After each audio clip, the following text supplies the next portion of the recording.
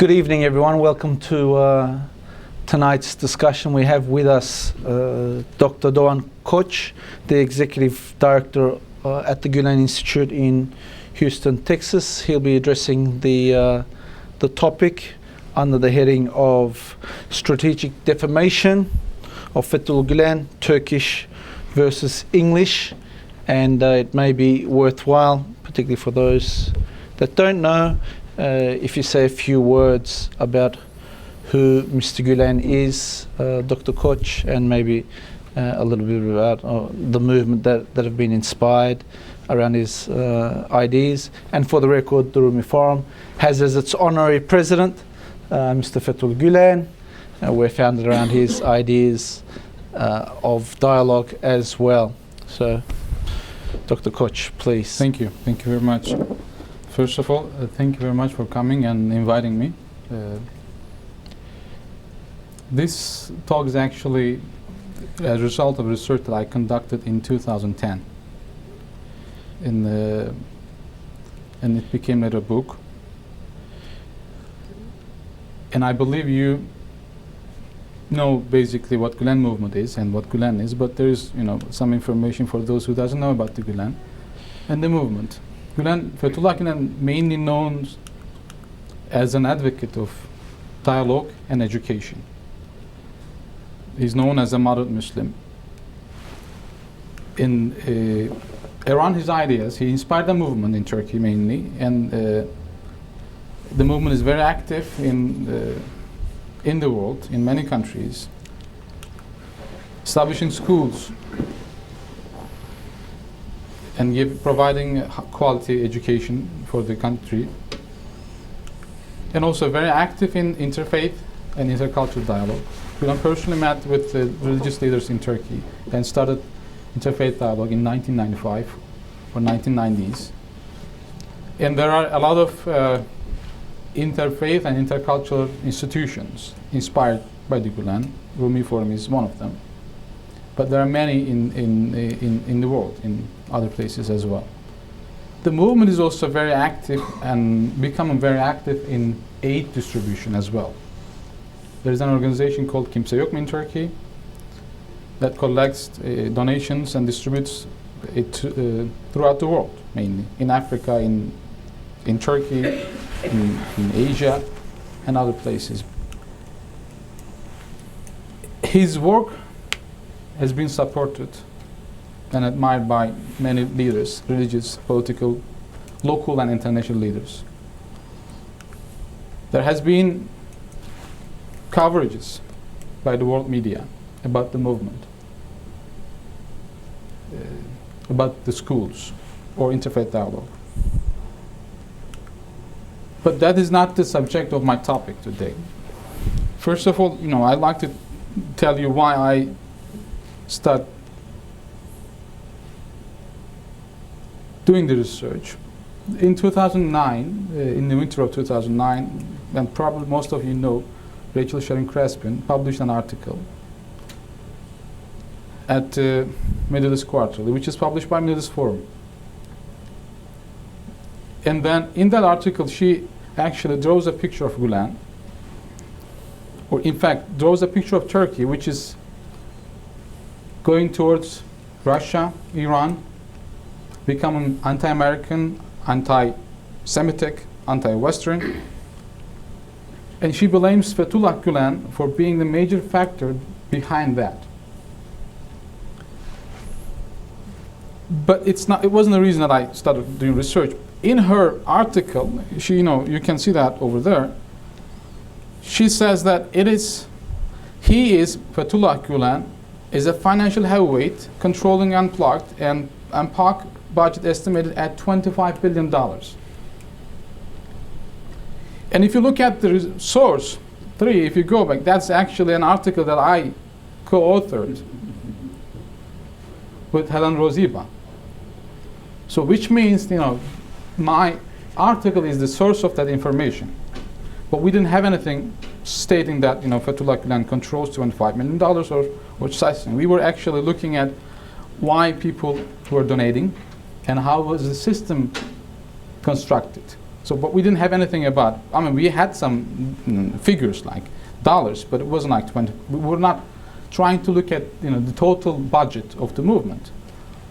Then I, actually responded back to the journal, stating that this is, I don't know if that information is correct or not, but I know for sure that you cannot use my research as a source for that information. You have to correct that. So then I was naive, I didn't know much about it, and I got respond. They were telling me that, maybe they can publish something that I can respond to her. But I was basically asking, just correct that information, because you cannot refer to my study to cite or to give that information, because it's not there. Anyway, so they didn't respond, so it didn't go through. Then I ended up writing an article which is actually in the book. But when I was looking at the internet, so this wasn't just a simple article actually. It was crafted in a way that can go in high rankings when you Google Fethullah Gulen. In fact, I became an SEO, what they call search engine optimization expert, when I was doing this research.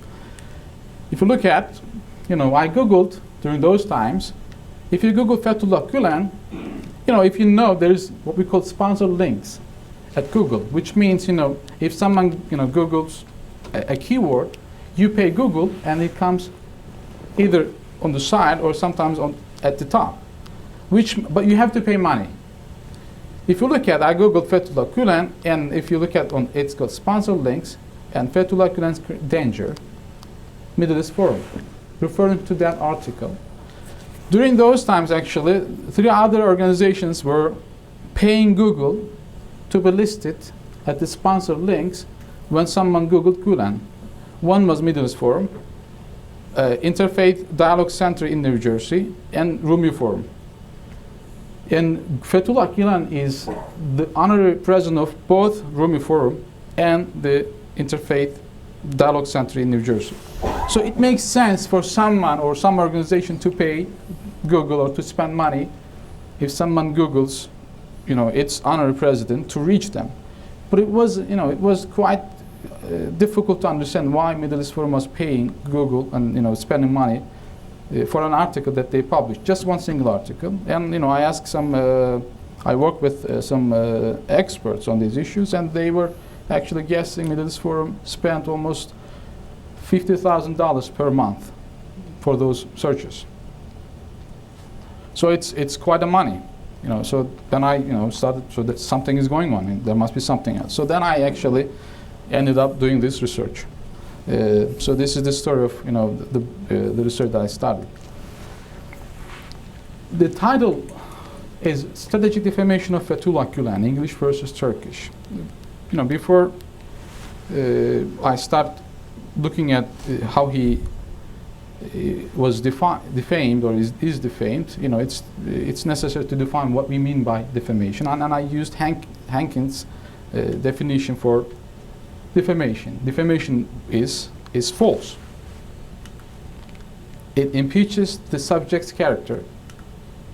It is published to third parties. If someone is defaming someone, it's not actually for that person.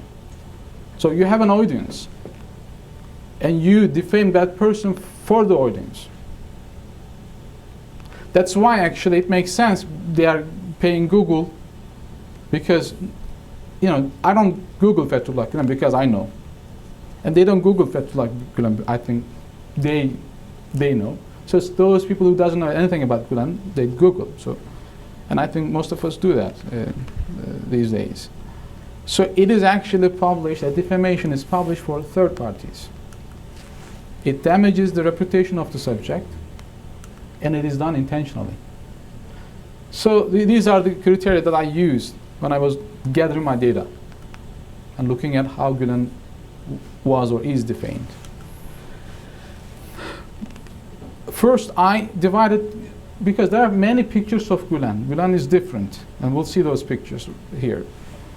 And I defined Gulen 1, mainly in Turkish, and Gulen 2 in English. And in Gulen 1, what is Gulen? There are several themes. You know, he's an American puppet. He's part of the Middle East project.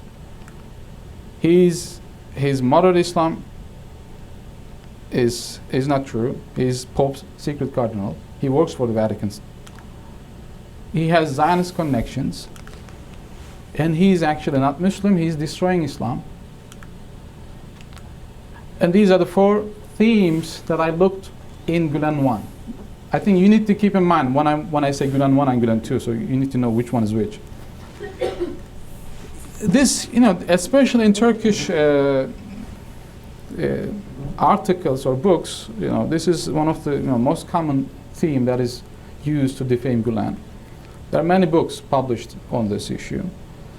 The idea is, you know, America is actually right now is designing a new Middle East. It has a Middle East what they call a big Middle East project. So it's designing Middle East again.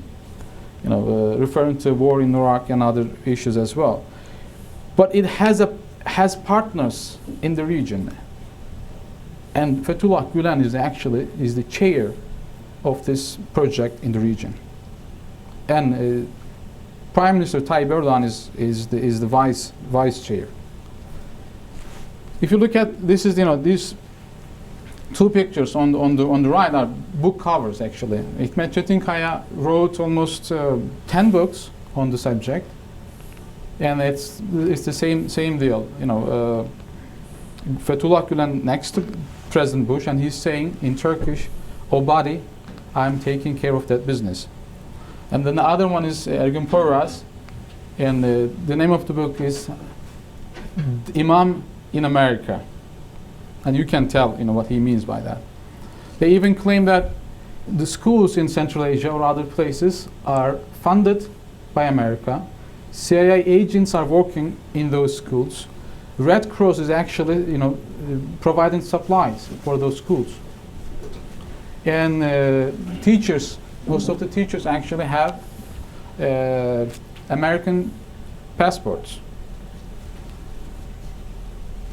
The second theme, that's also interesting. These are pictures you can find online. And Gulen is, as you can see, is pictured as the Pope. And it says friend of God or friend of America.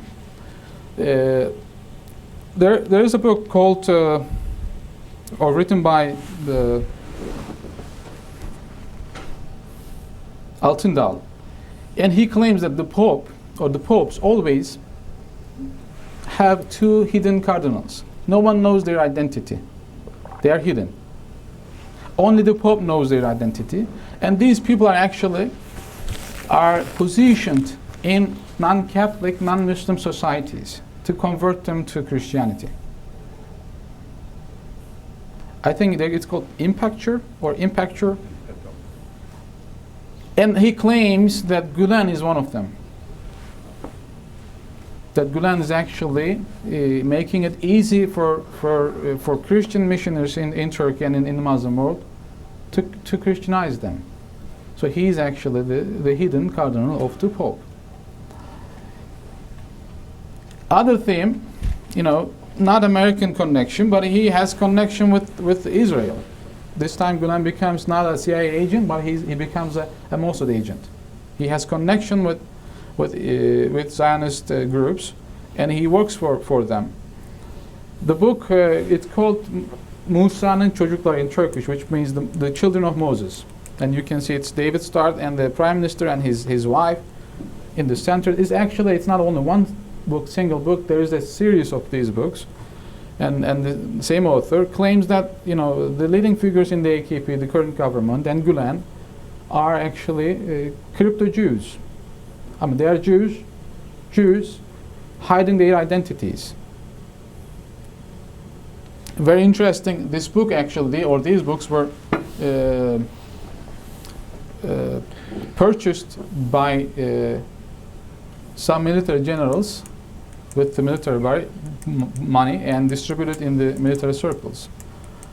And the author was actually paid by the military. He was receiving salary. And they also claim that ADL is actually distributing Gulen's books for free throughout the world. So that's another theme in Gulen 1.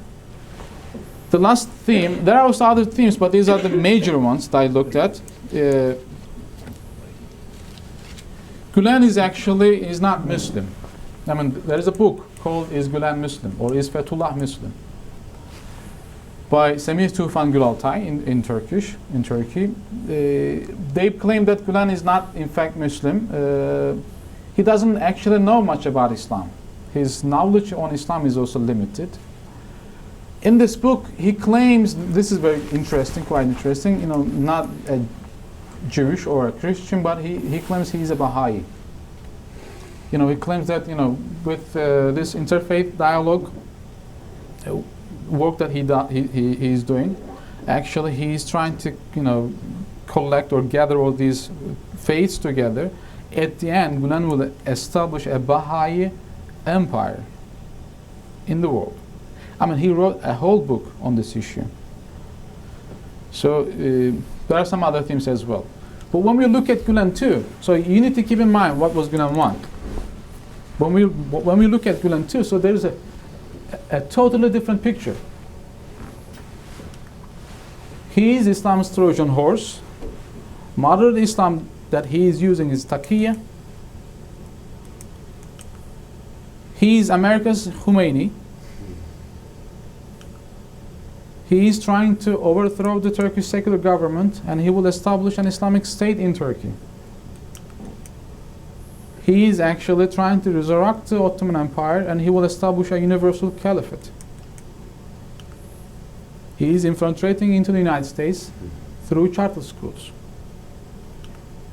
And he is training an Islamist militia in the United States. I mean, these are the, you know, pieces, I mean, themes that are written about Gulen. This is very interesting. I mean, Trojan horse is used by both Turkish and English, you know, authors. I think it is a common usage of the term if you mean someone is actually hiding its intention and, you know, getting into a society, then it will, you know, destroy or do something or conquer within. It is used. While the Turkish authors are saying the modern Islam is actually an American project. You know, America doesn't want a resistant Islamic or Muslim population, so it's using modern Islam. But in this case, they are saying Gulen is actually using modern Islam to Islamize, let's say, the Western society. There is a nice quote that I like a lot. I like to read that. This is written by Fitzgerald, and I quote, he says, "Now that Turkey is going just as Fethullah Gulen wished. You may ask why he doesn't fly home to a hero's welcome. And the answer is that now he has other and bigger fish to fry. He has the entire Western world to help conquer from within." The theme that I like most is, or find smart, let's say, or clever, is that Fethullah Gulen is America's Khomeini. You know, the idea is just like Khomeini, France actually hosted Khomeini. Then Khomeini went back to Iran and established an Islamic state. And they're saying you're doing the same mistake, I mean, to the American government. Look, this guy, you're hosting this guy here. And he'll go back to Turkey and establish an Islamic state, just like Khomeini did.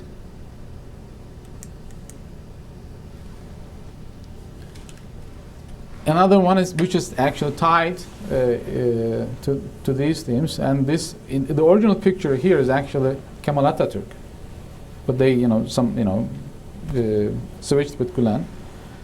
But what they are saying is, you know, Gulen is infiltrating into the police in Turkey, to the military, to the government, to the system, to the state, and he will establish an Islamic state in Turkey by using his power in the military, in the police, and the state departments.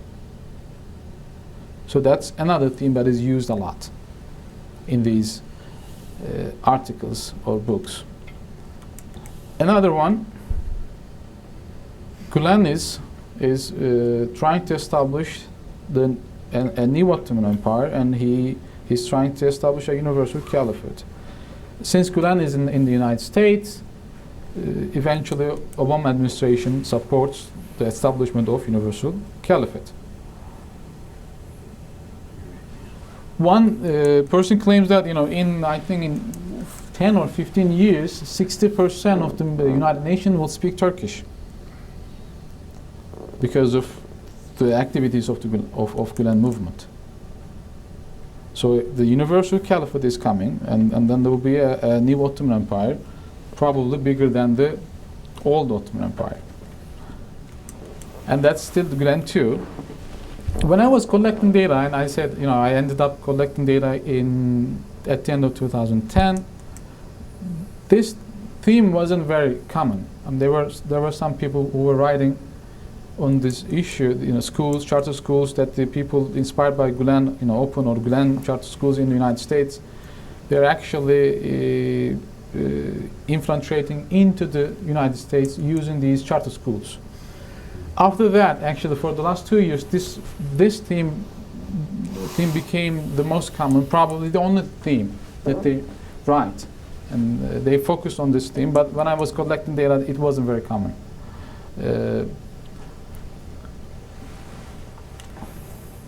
This is also interesting. Paul Williams, he started writing about Gulen towards the end of 2010, but he wrote a lot. He wrote a lot about Gulen. In fact, this is, if you know, this is the front gate of the place where Gulen, the retreat where Gulen lives, and he in fact went to that place and took pictures. And I think the idea was to show how investigative journalist he is, or he was.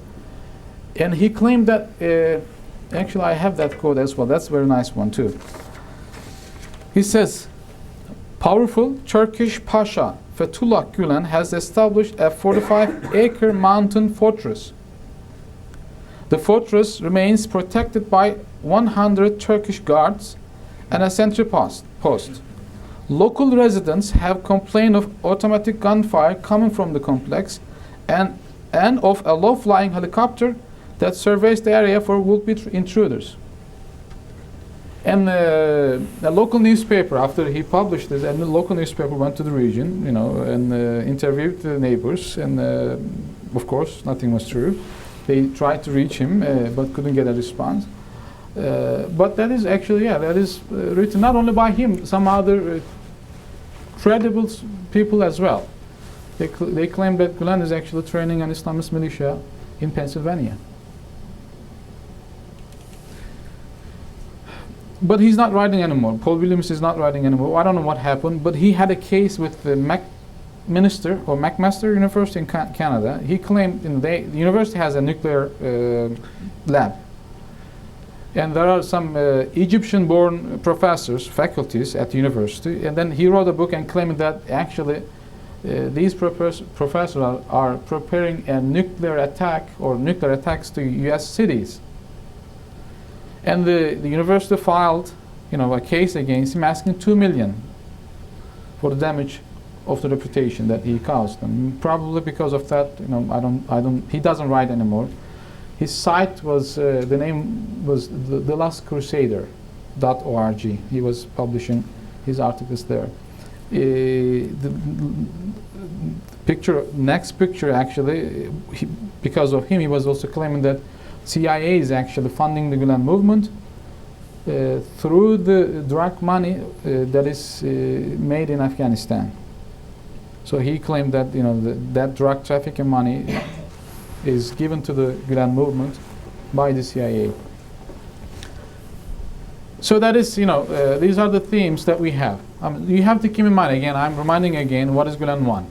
Gulen 1 is, he's an American or Zionist or Vatican agent.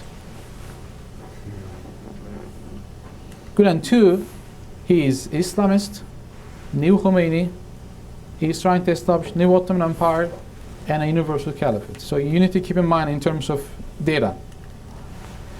I looked at, as I said again, the data covers from 1998, I think the oldest entry from 1998 to 2010, or probably at the end, so you can say 2011.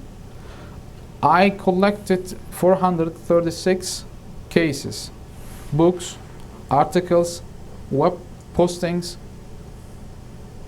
So then I established a data set to look at. While the Turkish, just an information, while the Turkish cases were mainly printed, either book, newspaper articles, journal articles, the English versions were mainly online publications in blogs or websites. When I was actually, this is important. When I was collecting data, I didn't include any article that is criticizing Gulen. I only collected or included cases that were actually defaming him. Give you an idea. I think it was either Emin Koç or Aziz Karaca from New Message newspaper. I think it was Koç, who has the same last name with me. He said, you know, I'm against the interfaith dialogue that the movement is doing. You know, I'm against it. It's not good for us. It's not good for Turkey, and such and such. I did not include that because that person's thoughts, and he's free to be against the work of the movement. So I did not include that. But in another article, he is saying the same thing, but then saying this is actually a Vatican project. So Gulen is working for Vatican. Then I included that. So it is necessary to understand that I didn't include anything that is criticizing, just the defamation articles. If an article was published, you know, several times, because especially in the English versions online, it is posted, you know, and reposted again, I only included one. If an article is not, it wasn't very actually many. If it is mentioning two pictures, I coded accordingly. Especially Paul Williams. You know, one side he's saying Gulen is trying to establish a universal caliphate, then the CIA is actually supporting him. So then I included that twice and coded accordingly. This is the statistic that I got. Again, it's actually there. If you look at the table, Gulen 1, which is, he's an American Zionist Vatican agent. In Turkish, 98%. 98% in Turkish, he is defamed as Gulen 1, as American Zionist or Vatican agent. But on the other hand, in the English versions, it's reverse. Almost 90% he is defamed as Islamist, Khomeini, trying to establish New Ottoman Empire and Universal Caliphate. The number of the articles in the data set actually in Turkish one are much more than the English versions, because when I was when I was collecting data, the English defamation art, it was just starting. It probably started after Rachel Sharon Crespin article, and actually we can see that in this timeline. This is Gulen 1. We are looking at Turkish, so this is not many, so it's not the focus. The focus is here. If you look at, you know, before the 2000, so this is Turkish, yeah. 2004, there were a couple of articles, but in 2003, there is a huge jump. Almost 30, 35 articles every year that is defaming Gulen. Then it's declining towards 2009, then it's increasing again. I didn't look at what was the reason, why it was changing. You know, I didn't do a research on that, but I have a guess, and this is, I think, an educated guess. if you know what's happening in Turkey, what we call Ergenekon case, some high-ranking generals were arrested, in jail, and it's actually, and also because of coup attempts, and that is somehow matching with those attempts. So they were planning some coups in Turkey, and probably these numbers increased those times. As I said, I didn't do a research on that, but I think I'm right on this issue. Especially, I mentioned about Ergun Poyraz, who wrote a lot of books about Gulen. When the prosecutors were looking into a case about a retired general for corruption, mainly, 3 million something lira or dollars were missing during his commandership, and when they were looking at what happened to that money, they end up finding, Ergun Poyraz, the author, actually had a salary from his chapter of the army, and his books were purchased and distributed. So then, it somehow it is matching with those coup attempts. I think that is, that's why we see jump in those timelines.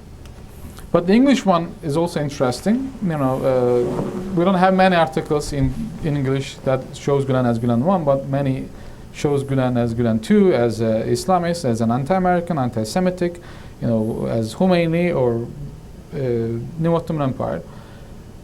There were a couple of articles before 2009. This one article that you see over here, 2009, it's the Sharon Crespin article. It's like, to me, she just pushed the button and then just opened the box. And then, a lot of articles came out of that. And right now, I think it's more than this. And then I ran a correlation between the language and the picture of Gulen. So I coded Gulen 1 as Gulen 1 as 1, Gulen 2 as 2, Turkish as 1, and English as 2. I ran the test, and it is significant, statistically significant, and the correlation is positive. It's a high correlation, 0.87, which means there is a huge relationship between the picture and the language that is used.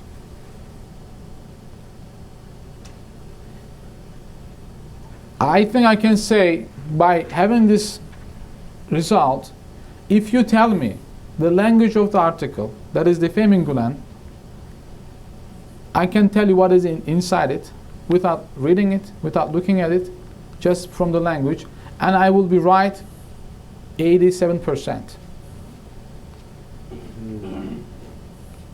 So the strategy is the language and the audience. They are using, I think, the fears or the sensitive issues of different societies. Now, usually, if you read, there are not many people who can read both languages. Most people read either Turkish or English, so they don't know what's happening in other languages. They don't know what's written in other languages.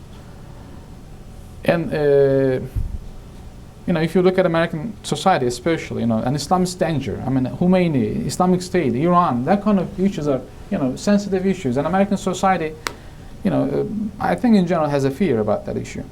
So it makes sense. It is strategic to use that same language for Americans, and vice versa, in Turkey, another issue. It is actually designed according to the audience. As I said, it became a book. What else in the book? A short bio of Gulen and introduction of the movement. Some other details, but also, I looked at who are these people. Who are they?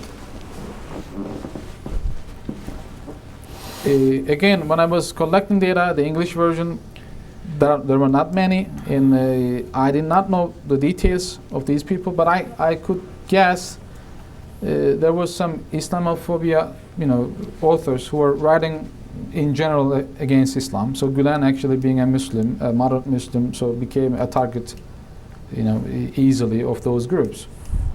But in Turkish, there were two different groups, very, very interesting groups. One is I think we can call radical or radical Islamist, and one is ultra-secular nationalist. Quite different. I mean, these people cannot come together. But on the issue of Gulen, they were writing the same things, but each had somehow different themes. When the nationalists or ultra-secular nationalists were saying mainly he's an American agent, he's working for America, the Islamists were saying he's actually working for Vatican. So, but they were. It's very interesting. These people, can come together on some issues. So there are details of these people, some names, some groups in the book.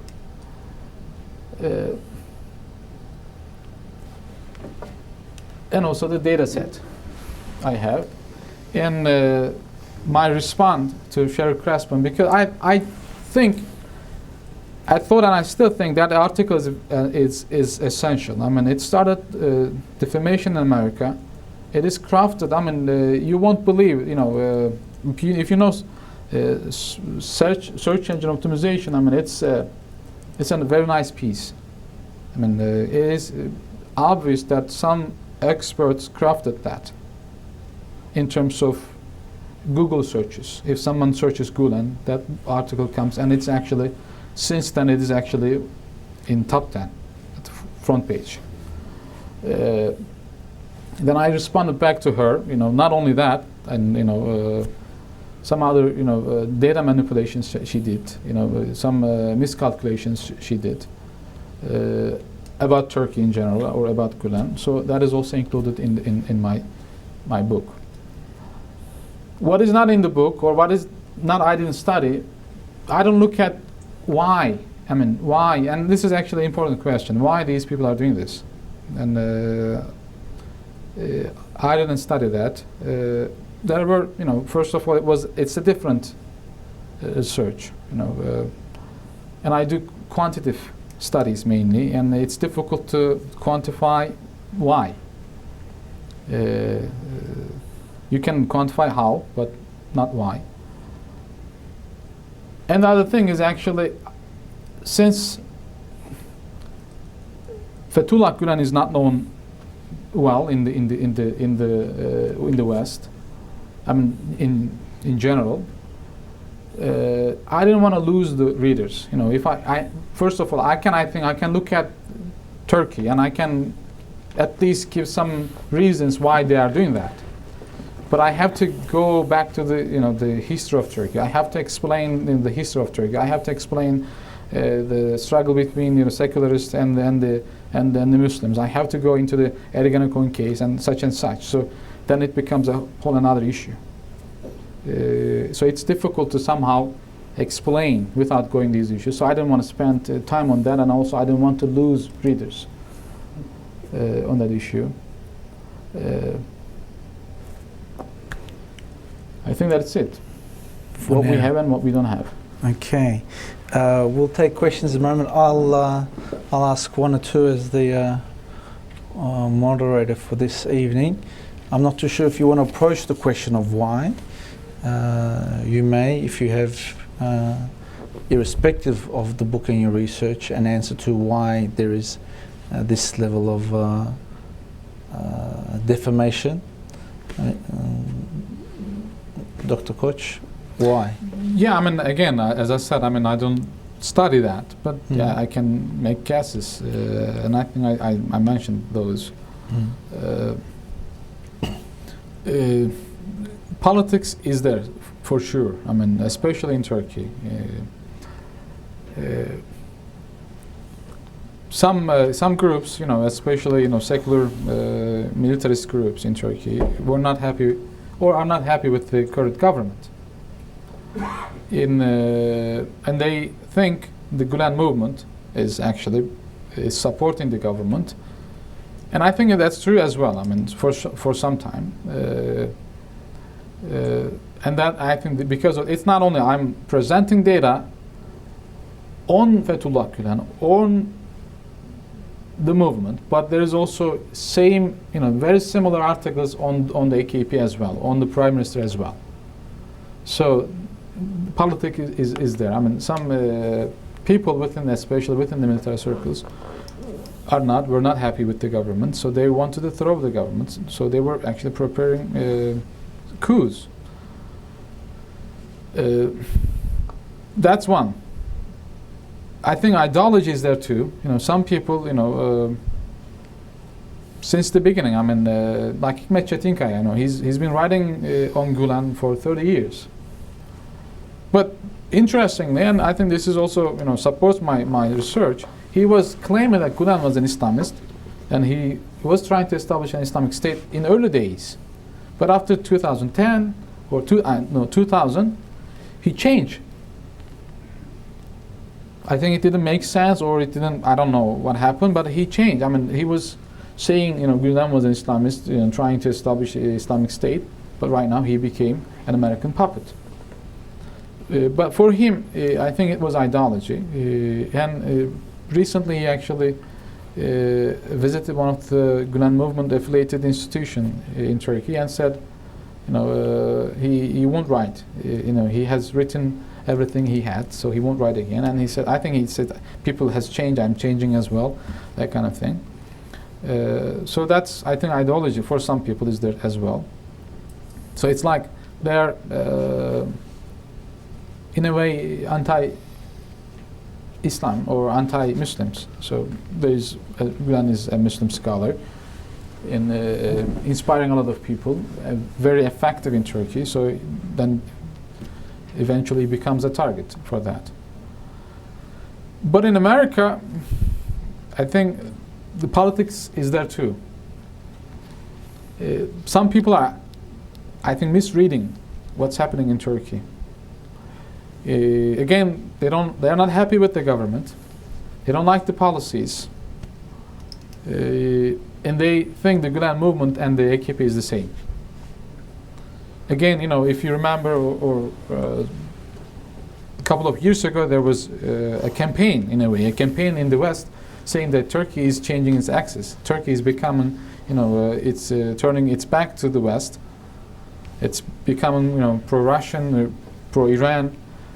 So, and then Gulen Movement, I think because they misread the issue, the country, they think that they are the same. The movement and the AKP are the same. So they were, I think, then it became a target for those groups as well. Again, I think ideology is also here as well. So there are some people. I mean, if you are Muslim, that you can't be good. If you are Muslim, you can't be good. So it's not only Gulen. I mean, if you, I'm showing data just on Gulen, but if you look at those websites or books, they're attacking the Prophet. They are saying similar things about the Prophet or the other Muslims. So he also, I think, that's one reason. But I think it's an important question, and why, and that requires probably a sociological, approach to understand the issue. Thank you. And one last one. Did you come across any authors that wrote articles for the two separate audiences, say in Turkish and an article in English for a Western audience, or were they purely translated, or you didn't come across any author that wrote for two audiences? Not a publication. But when I was looking at Sharon Crespin,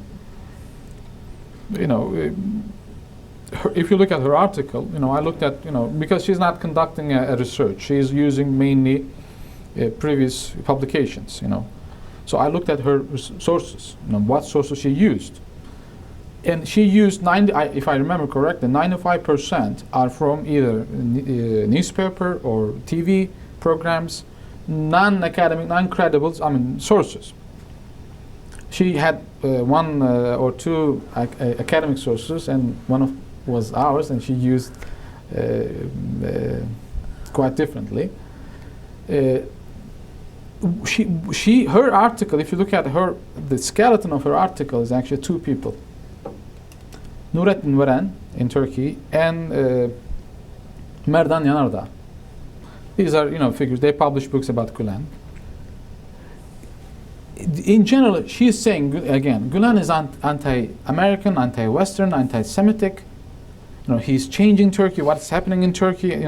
She drove a picture of Turkey like Afghanistan. Of Taliban. There are no hospitals, no doctors, no nurses. All the places are, mosques. People are, the budget of religious affairs is actually bigger than the 8 ministries, total. But she was, forgive me, but lying. I looked at her sources. I used the same sources she used, and clearly she's lying. What I was trying to say, her skeleton of her article is 2 sources: Merdan Yanardağ, Nurettin Veren. If you look at their books, the title of the book is "How Turkey is Besieged." The front page, the cover of the book, White House, Gulen, and the title is "How Turkey is Besieged." But she used this book or the newspaper program, TV program, to show that Gulen is anti-American. You see what I'm saying? She is using those sources, those books or articles, to show quite the opposite of what they are saying. Another example, it's not an actual publication, but there was a documentary done by a Dutch channel or a producer. They were looking at the Gulen Movement in Netherlands. And Hikmet Çetinkaya is actually giving an interview to that program. He has, I think, 10 books saying that Gulen is an American agent. Gulen is working for America. But in that program, he was warning Western world for an Islamist to Islamize Europe. You see when the audience is different, they're using different language, different picture. So the same person can write exactly. in Turkey and say anti-American? Not many, but these are the examples, that I have seen. But not many. Okay, thank you. Usually, most of these articles do not know the other language. I think Sharon Crespin is the only person who can speak both Turkish and English. Okay, thank you. We can take questions from the audience here at the front, please. If you can please state your name and affiliation, and if you can please stand for the benefit of both the speaker and the rest of the audience. Thanks, sir. My name is Ziad Al-Haddad, former Director of Operations at the World Bank. I must compliment you on starting a piece of work. Thank you. And I emphasize the word starting because it's excellent, long overdue, and I'm glad you started. Thank you. Thank you very Now, much. why I say starting? Because I believe that there are 2 other follow-ons from this. One, of course, leading to exactly where you were mentioning. In fact, we have to answer eventually why. You have given a few indications, although you admit that you haven't done research on those indications. But there is also another chapter, or several chapters of also how. You have followed language, very interesting, extremely interesting, and you got some conclusions out of that. Another very interesting approach would be to follow money, funding. That's If right. you look at these same publications, you have a large set. Where do the funding of these publications come from? I think that will tell stories too. You may have some very high correlations in the graphs Exactly. which come out. And I hope you continue the research because, as I said, done something great. But in the end, it's the why which is going to matter. And I think I do take your point that why is more difficult to quantify. But I think if you get correlations of 0.8 and above, the why will also come out. Why that is important is because only then will the Gulen movement be able to counter effectively what exactly is this defamation against it. And I think this type of research is exactly where many organizations have faltered because they haven't taken the first step. So this is just a comment, but I'd like your own views on what I'm saying, and I do hope you'll carry on this work. Thank you very much. When I was, collecting data on this issue, and it's very common in America, follow the money. That's, and I'm sure you're familiar with another work, excellent work done by the Center for American Progress, Islam, the Fear Inc. Yeah. And they did exactly the same thing. I mean, they follow the money. Interestingly, some of the authors are matching, actually. There is actually a short chapter or a short piece on the Gulen movement in the report, but it's very short. The reason is because the data that they collected, they are looking at until 2009. So they ended up or Defamation of Gulen started after 2009. So they don't focus on Gulen. Thank you very much. I mean, I believe that. I mean, why is very important. I mean, why is very important. But unfortunately, it's been a while. It's although the book is new, a couple of months, but I haven't done any research on the issue for 2 years. I'm studying some other issues. So I'm not sure if I can go back and look at I still keep collecting when they come out. I'm not sure if I will be looking at why, but I met some people, actually, some other researchers who wanted to study the issue, and because of the work, it came to me, and I suggested them to look at why, actually, and I'm hoping someone will come and with that work as well. But I'm not sure if I will go back. I believe it's important. It's very important, but I'm not sure if I will study. Yes, we have another question here at the front.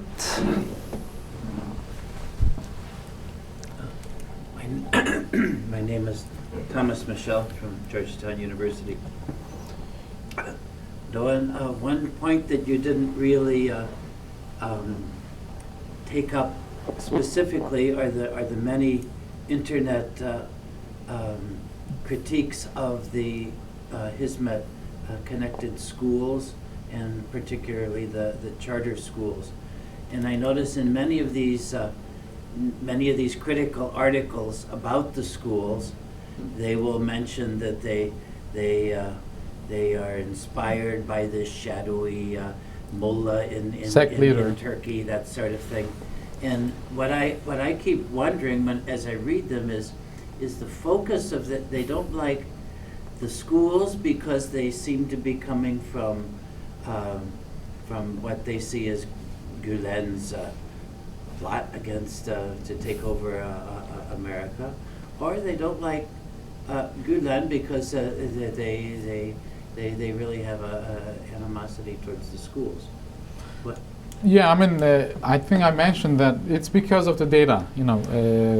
It's not included because those writings actually increased probably after 2011.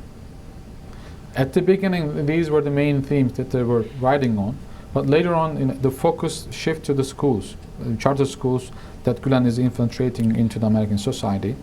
But in your, when you're doing a research, you have to end the data collections in some place. And I ended, in 2011, and I wrote actually this book or the article in 2011. So because of I didn't have them, and we didn't have those writings during those times, so I didn't include in my research. That's why. But you're right. I mean, right now the focus is on that mainly that. Because of some charter schools in America that are operated by Turkish people, by some people who are inspired by Fethullah Gulen, they are trying to establish a link between Gulen and those schools. And someone who knows the movement, as you, there's a huge. I mean, there's the idea of Gulen schools that we know throughout the world. I mean, there are private schools mainly. Not mainly. They are all private schools funded by the businessman and also tuition from the students, in depending on the location, depending on the country, 20 to 30% of the students are receiving scholarship. But these schools are public schools, and I think that's why they shifted. They focus on that, and they try to show these schools linked with Gulen as Gulen schools. Yeah, you're right. I mean, the focus is on that issue. The reason I didn't mention because it's not included in the data set. Okay, any other questions? Yes, we have. Hi, I'm Andrew Herod. I'll just give you the. Hi, I'm Andrew Herod. I'm an independent researcher and writer. I was just curious. So you speak of these two disparate attacks upon the Gulen movement. Is there any coordination between these two forms of attack, or is it just completely sort of coincidental that two completely different groups would attack the Gulen movement? Or Yeah, I think it's a good question, and I actually I thought about it. I mean, it's not in this search, but I think there is. I think there is a connection. I believe even in America, the source or the initiator of the defamation is coming from Turkey as well. I think the power circles in Turkey who are not happy with Gulen, who are not happy with the changes in Turkey, has influence in the United States, and somehow initiated these attacks, as you said. In some of the writings, I mean, these cannot be evidences, but in some of the writings, you can see that in an English writing, someone is referring to a Turkish version, but saying quite different issues. Also, we know that I don't want to it might be a conspiracy, but it's not in the book, but some newspaper published the articles saying that some generals actually made visits to the United States. They came to the United States, talked to some people, and somehow started some defamation. Another connection, there's a scholar writing. It's not included in my data set because he wasn't writing at that time, but he's writing a lot right now. He is in the United States, but his father-in-law is a general who is in jail in Turkey. So there's also this family connection as well. It may not be a coordination. I think it is in Turkey, within these circles, but not like someone is coordinating both. But there is connection. I think at least some. Maybe not all, but some. Okay, I've just been given the cue. I want to thank Dr. Doğan Koç. If you can please join me in thanking him this evening. Thank you.